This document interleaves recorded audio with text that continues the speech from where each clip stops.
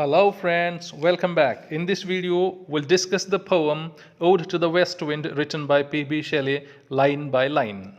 The poem is divided into 5 cantos or the sections. Let's begin with the first section. O wild west wind, thou breath of autumn's being. In the first line, poet calls west wind as wild and also speaks of it as the essence of autumn season. Autumn's being means autumn season. Thou, from whose unseen presence the leaves dead. Thou, you, from whose unseen presence, that is from the unseen presence, invisible presence of the wind, because wind is invisible. So from unseen presence of the wind, the leaves dead. Leaves dead means dead leaves. The dead leaves are driven. They are driven, taken away, carried away like ghosts from an enchanter fleeing. Like ghosts running away from a magician, from a witch, or from a wizard. Leaves run away from the unseen presence of the west wind. Yellow and black and pale and hectic red. These are the colors of the leaves. Yellow, black, pale, and hectic red. Hectic red is dark red. Pestilence stricken multitudes. Pestilence stricken. Pestilence is a fatal disease. The multitudes deceased. Multitudes many. O thou who chariotest to their dark wintry bed the winged seeds. What do? O you who takes in the chariot to their dark wintry bed. Who's taken to the dark wintry bed? The winged seeds. The seeds. Seeds that fly, because they fly with the wind, therefore it calls them the winged seeds. Where they lie cold and low. When they are taken to their dark wintry bed, they lie cold and low. They are buried there like a corpse within its grave. Like a corpse. Corpse is the dead body of human being. Like the dead body of a human being, you lay there cold and low within its grave. Until, how long you live there? Until thine azure sister of the spring. Thine azure sister of the spring. See, thine azure sister. Thine means yours. Your azure sister. Azure means bright blue. Sister of the spring. Who's sister of the spring now? The azure sister of the spring is the blue sky. Thine azure sister of the spring shall blow her clarion, trumpet, blow her trumpet over the dreaming earth. That means when the lightning and thunder will be there, that means in the rainy season, in short. Okay, and fill driving sweet birds like flocks to feed in air. And fill driving sweet birds like flocks. Flocks means groups. Flocks to feed in air with living hues. Hues, shades or colors, and plain and hill, and plains and hills will be filled with the colors, different colors.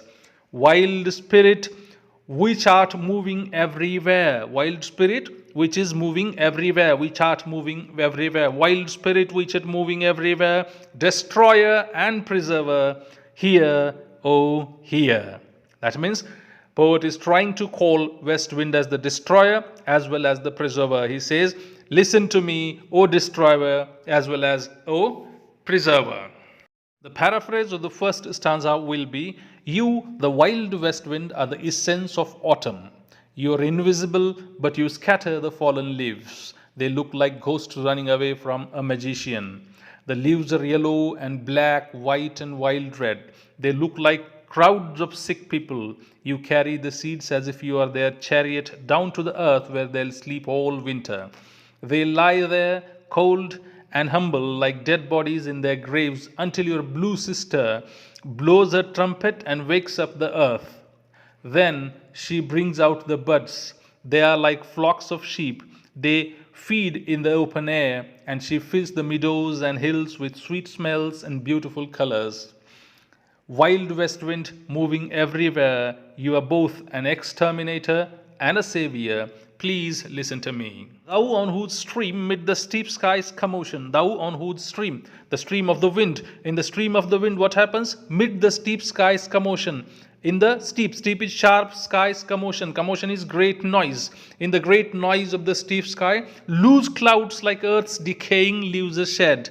What loose clouds look like earth's decaying leaves which are shed shook from the tangled boughs of heaven and ocean, shook from the entangled branches of heaven and ocean. Clouds look as if they are falling leaves.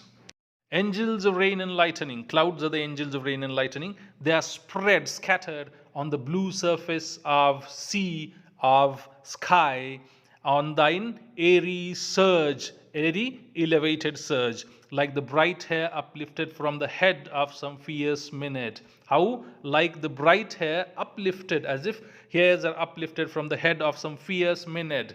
Maenad is a female follower of Bacchus.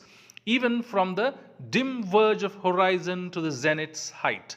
Even from the dim verge of the horizon, the distant horizon to the top, zenith's height. Zenith is highest point that sun reaches in the sky. So the highest point in that sense. Of horizon to the zenith's heights, the locks of the approaching storm. That means the clouds look like the locks of the approaching storm. Locks are hair. Okay. Now, thou dirge of dying year, to which this closing night will be the dome of vast sepulchre. Thou, you, dirge is a song specially meant for the dead. Dirge of a dying year, to which this closing night, what will it do? This closing night will be the dome of vast sepulchre. Dome, round roof of the vast sepulchre. What is sepulchre? Sepulchre is a chamber used as the grave. That is called sepulchre. Vast sepulchre, vaulted with all thy congregated might. Vaulted in arch shape, went up in arch shape with all thy congregated might. Congregated, gathered together. Might is power. A might of what now? Vaulted with all thy congregated might of vapors from whose solid atmosphere. Of vapors from that solid atmosphere of the vapors, what happens? Black rain and fire and hail will burst. What will happen? From that, black rain and fire will come. Oh, hear. In simple words, this stanza means, in the high and whirling reaches of the sky, you send the clouds turning round and round. They look like the dead leaves shaken loose from the branches of the heavens and the sea. They are like angels full of rain and lightning, or they are scattered across the blue sky like the blonde, that is golden hair, of a widely dancing girl who is follower of Dionysus. Dionysus is Greek god of the dance and merrymaking. The clouds stretch from the horizon to the top of the sky like the hair of a coming storm. West wind, you sad song of the end of the year. The night sky will be like the dome of the vast tomb. The clouds are gathered like archways running across it, and from the solid top of that tomb, dark rain, lightning, and hail will fall down. Oh, listen to me. Stanza number 3. Thou who didst waken from his summer dreams the blue Mediterranean, where he lay lulled by the coil of his crystalline streams. What do? You who awake from its summer dreams, the Mediterranean. Mediterranean is the sea. You wake that sea from its summer dreams, where he lay lulled by the coil of its crystalline streams, where he sleeps, lays lulled. Lulled is made relaxed and calm by the streams, where beside a pumice isle in Bias Bay, beside to the side of pumice isle in the Bias Bay, and saw in the sleep old palaces and towers quivering within the waves' intenser day. That sea had seen it. That sea had seen the old palaces and towers quivering, shaking within the waves' intenser day, all overgrown with azure moss and flowers, all overgrown. Azure, bright blue, moss is algae, azure moss and flowers, so sweet, the sense faints picturing them. It is so sweet that my senses faint me when I talk about them. Thou, for whose path the Atlantic's level powers cleaves themselves into chasms. You, for whom Atlantic's level powers gets raised, cleave themselves into chasms. Cleaves split themselves into deep holes in the ground, while far below the sea bloom and oozy woods, which were the sapless foliage of the ocean, know. While far below in the sea, the sea blooms is algae, and oozy woods in the sea, which were the sapless foliage, sapless without sap, foliage, leaves without liquid, the leaves without liquid in them, they are the dried leaves of the ocean, know. And these leaves know what they know. know thy voice. They know thy voice and suddenly grow grey with fear. And what happens? They suddenly grow grey with fear and tremble and despoil themselves. And despoil means they shed their leaves and flowers because they listen to your voice. And then poet says, oh, hear. To speak in simple words, the meaning of stanza number 3 is, you woke the Mediterranean Sea from its summer dreams. That blue sea, which lay wrapped in its crystal clear currents, was snoozing near an island made up of volcanic rock in the Bay of Baia near Naples. In that waters of bay, you saw the ruins of old palaces and towers, now submerged in the water's thicker form of daylight. These ruins were overgrown with sea plants that looked like blue moss and flowers. They are so beautiful that I faint when I think of them.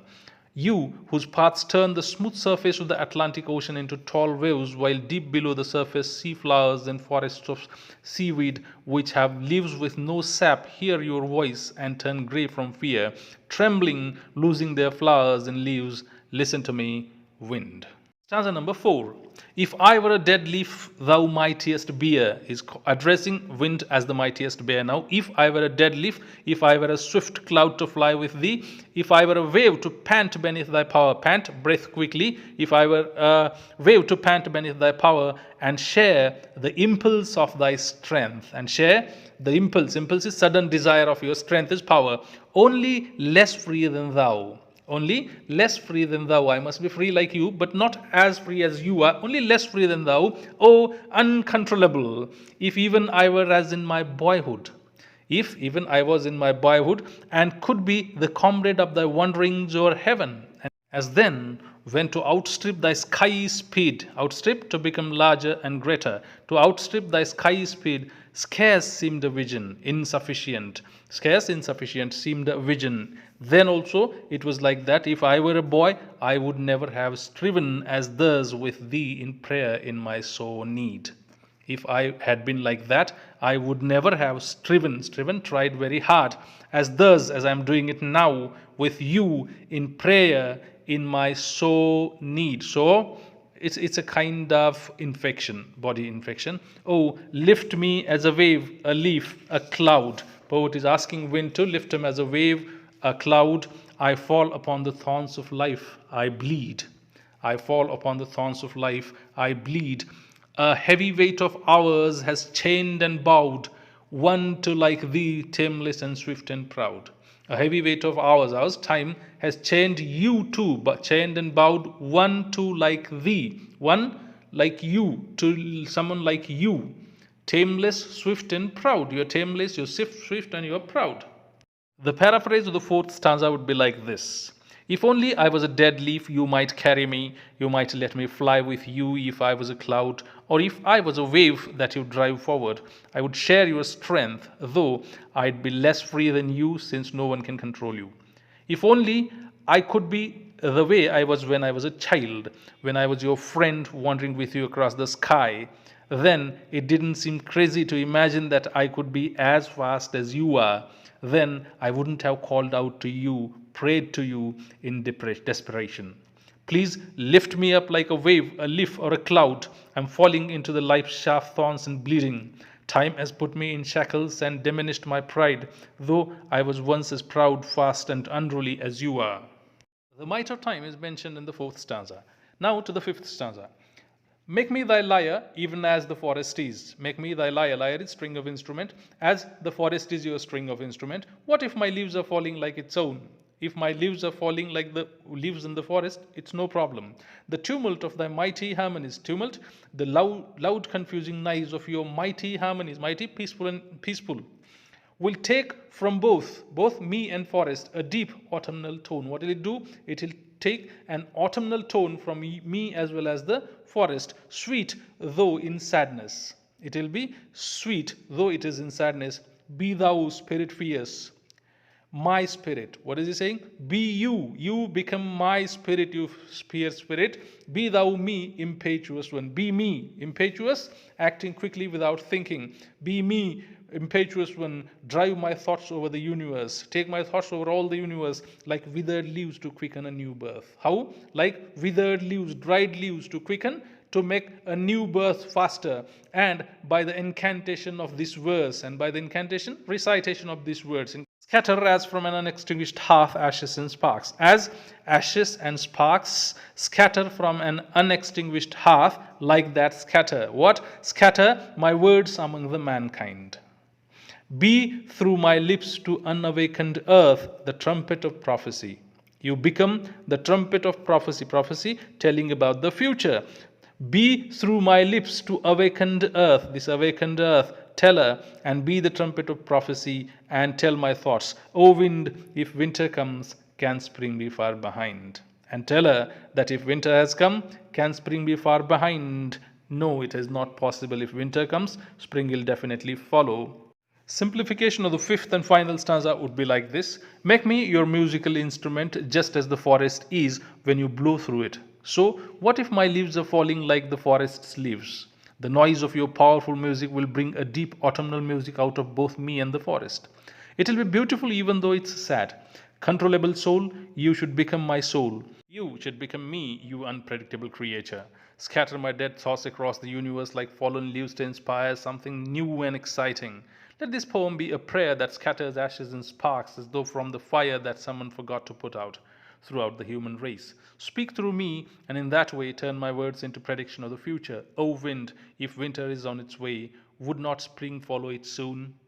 The poem ends here. If you want to know about P B Shelley or about the poem, please go to the video on Introduction to Ode to the West Wind and try to listen to the things there. And if you want to know more about the poem, its analysis and the figures of speech used in the poem, see another video that is analysis of the poem. The link of both these videos is given in the description box here. If you have liked this video, please like it, subscribe for the channel and share it with your friends. Thank you very much for watching.